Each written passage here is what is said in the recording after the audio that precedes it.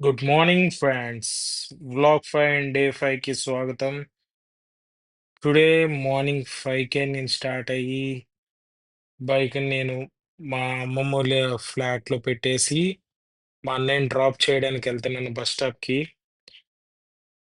ఆహ్, bus stop అంటే మా ఒంగోలు బస్ స్టాప్ నుంచి మంగళగిరి ఎళ్ళాలి మా అన్నయ్య. కానీ అన్‌ఫార్చునేట్‌లీ అన్నీ పల్లె వెలుగులు అవ్వడం వల్ల సడెన్‌గా ప్లాన్ చేంజ్. నేను మా అన్నయ్యని డైరెక్ట్‌గా మంగళగిరిలో డ్రాప్ చేయడానికెళ్తున్నాను. బేసిక్‌గా మా అన్నయ్యకి ఆఫీస్ టైమింగ్స్ అంటే మా అన్నయ్య సివిల్ ఇంజినీర్. అండ్ వాళ్ళ కంపెనీలో ఏంటంటే మార్నింగ్ 8 కల్లా రిపోర్టింగ్ టైమ్ చేయాలి. మేము బస్ కోసమే అంటే మంచి బస్ కోసం వెయిట్ చేసి, చేసి 6 దాకా టైమ్ వేస్ట్ చేసాం ఒంగోలులోనే. సో, ఇంకా టైమ్ వేస్ట్ అన్నయ్య పద తొందరగా తీసుకెళ్ళిపోతాను. బస్ అయితే ఇంకా 3 అవర్స్ పట్టిద్ది. అనుకున్న టైంకి ఎళ్ళలేవు రిపోర్టింగ్ టైంకి అని చెప్పేసి కన్విన్స్ చేసి, మనకి ఛాన్స్ దొరికితే కారు నడపడం ఇష్టం గదా! అందుకని డైరెక్ట్‌గా మంగళగిరిలో నేనే డ్రాప్ చేసేసి, మళ్ళీ రిటర్న్ బ్యాక్ అవ్వాలని డిసైడ్ అయ్యాను. కాకపోతే అనుకోకుండా ఈసారి నేనొక ఇద్దరు ప్యాసింజర్స్‌ని ఎక్కించుకున్నాననమాట హైవే దగ్గర. ఇది మంగళగిరిలో ఫేమస్ టెంపుల్ అనుకుంటా. ఎప్పుడైనా వచ్చే టైం చూసుకొని వచ్చి దర్శించుకోవాలి. నరసింహస్వామిది అనుకుంటా టెంపుల్. ఆహ్, సో మా అన్నయ్య రూమ్‌లో ఒక గంట సేపు రెస్ట్ తీసుకొని, ఎందుకంటే మార్నింగ్ నిద్ర లెగంగాల్నే బైక్ పార్క్ చేసేసి సడెన్‌గా బస్ స్టాప్‌కెళ్ళి రిటర్నొచ్చి పండుకుందాం అనుకున్నాను. కానీ కుదరలేదు. డైరెక్ట్ మంగళగిరిలో స్టాప్ కాబట్టి ఇంకొక గంట సేపు పండుకొని, ఇంక లెగిసి మా అన్నయ్య ఆల్రెడీ ఆఫీస్‌కెళ్ళిపోయాడు. ఇంక స్టార్ట్ అయిపోయాను. మంగళగిరి నుంచి గోయింగ్ బ్యాక్ టు ఒంగోల్. ఆ! అన్నట్టు మర్చిపోయాను గదా! ఆహ్, బేసిక్‌గా చాలా ఎక్కువ పెట్రోల్ కాస్ట్ అయ్యిద్ది కాబట్టి, మేము దాన్ని ఎలా అయినా కవర్ చేద్దామని చెప్పేసి, పెడదాం అనుకున్నాం రిటర్న్‌లో. సో, మంగళగిరి ఎళ్ళేటప్పుడు ఎలా అయినా ఎక్కించుకుందామని, మాకేం అలవాటు లేదు. అనుకోకుండా కానీ ఇది చూడండి, ఈ విజువల్ నాకు నా ఫోన్‌లో వచ్చిద్దని అనుకోలేదు. కానీ ఫైనల్లీ చాలా బాగొచ్చింది. యాహ్! సో, కమింగ్ బ్యాక్ మేము రిటర్న్ అయ్యి హైవే మీదకెళ్ళంగాల్నే వాళ్ళే ఒకళ్ళు లిఫ్ట్ అడిగారు. అదే ఇలా మమ్మల్ని దించుతారా అని. అనుకోకుండా ఒకళ్ళది మంగళగిరి, ఒకళ్ళది గుంటూరు హైవే. సో, వాళ్ళిద్దరిని ఎక్కిచ్చేసుకొని ట్రావెల్ చేసాం. రూ. 400 వచ్చాయి. అంటే ఈచ్ 200. కాకపోతే ఏంటంటే, ఇప్పుడు రిటర్న్ ఎళ్ళేటప్పుడు బ్లాబ్లాలో పెట్టాను. కాపోతే ఎవరు బుక్ చేసుకోలేదు. సో, సోలోగానే ఎళ్తున్నాను. ఇది కాజా టోల్ గేట్. యాక్చువల్‌గా ఈ టోల్ గేట్‌లకి చాలా అమౌంట్ అవుతది. మీరు ఇప్పుడు లేటెస్ట్ వచ్చిన టోల్ గేట్ యాన్యువల్ పాస్ తీసుకున్నట్టయితే, ఈ టోల్ గేట్ జస్ట్ రూ. 15. లేదంటే 24 అవర్స్‌లో మీరు అప్ అండ్ డౌన్ చేస్తే రూ. 260 ఈ టోల్ గేట్. చూసారు చాలా కాస్ట్‌లీ. అందుకని లక్కీగా మా అన్నయ్యని నేను యాన్యువల్ పాస్ తీసుకోమన్నాను తీసుకున్నాడు. సో, టైం అదేంటి మనీ సేవ్ చేసినట్టే. ఇక్కడ నేను మహా అంటే రూ. 30 కట్టాను.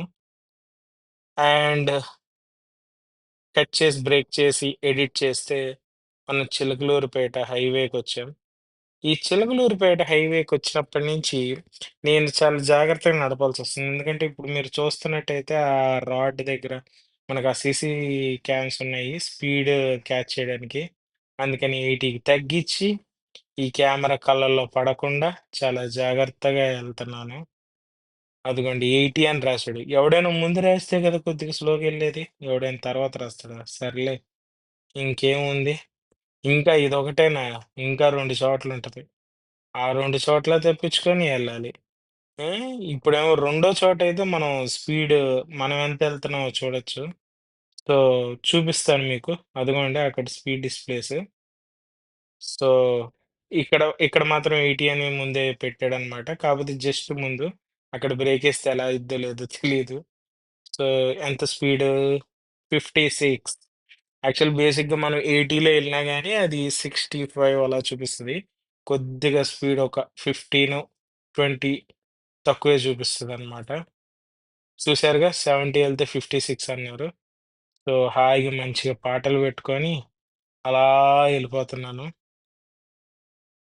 ఇలా వచ్చేటప్పుడు, అలా వెళ్ళేటప్పుడు నాకు ఈ కొండలు భలే అట్రాక్ట్ చేస్తాయండి. నిజంగా మనం మన కళ్ళతో చూసేవి కెమెరాలో అంత బాగా అంటే రన్నింగ్ వెహికల్‌లో అంత బాగా క్యాప్చర్ చేయలేం. అసలు ఇది కళ్ళతో చూస్తే ఇంకా చాలా బావుంటది. నాకేంటో రోడ్డే నాదయ్యుండుంటే ఫుల్ బ్లాక్ చేసేసి, నేను నా కళ్ళతో ఎలా అయితే చూస్తున్నానో అలానే మీరు చూడాలని చెప్పేసి ఆపేసి మరీ తీయడానికి ట్రై చేసేవాడిని. కాకపోతే రోడ్డు నాది కాదు అన్‌ఫార్చునేట్‌లీ.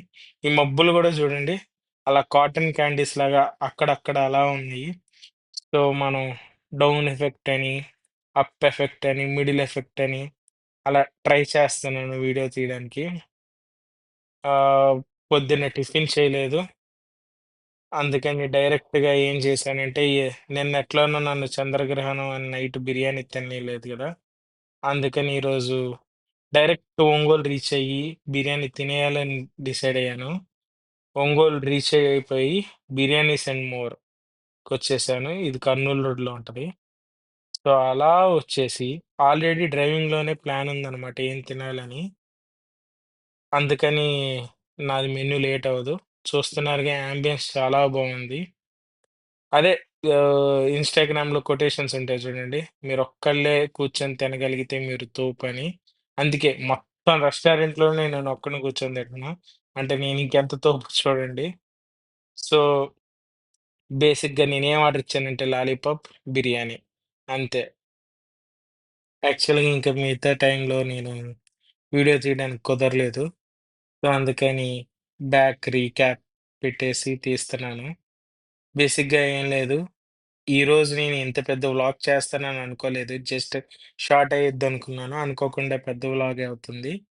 కానీ ఇంకా ఇంటికెళ్ళంగాల్నే డైరెక్ట్ ఆఫీస్. అలానే చాలా రోజుల నుంచి బట్టలుతకాలి. అయన్నీ ఉతికి పిచ్చేసుకున్నా.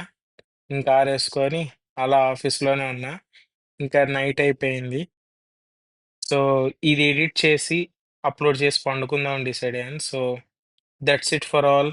Life unfiltered story unlimited.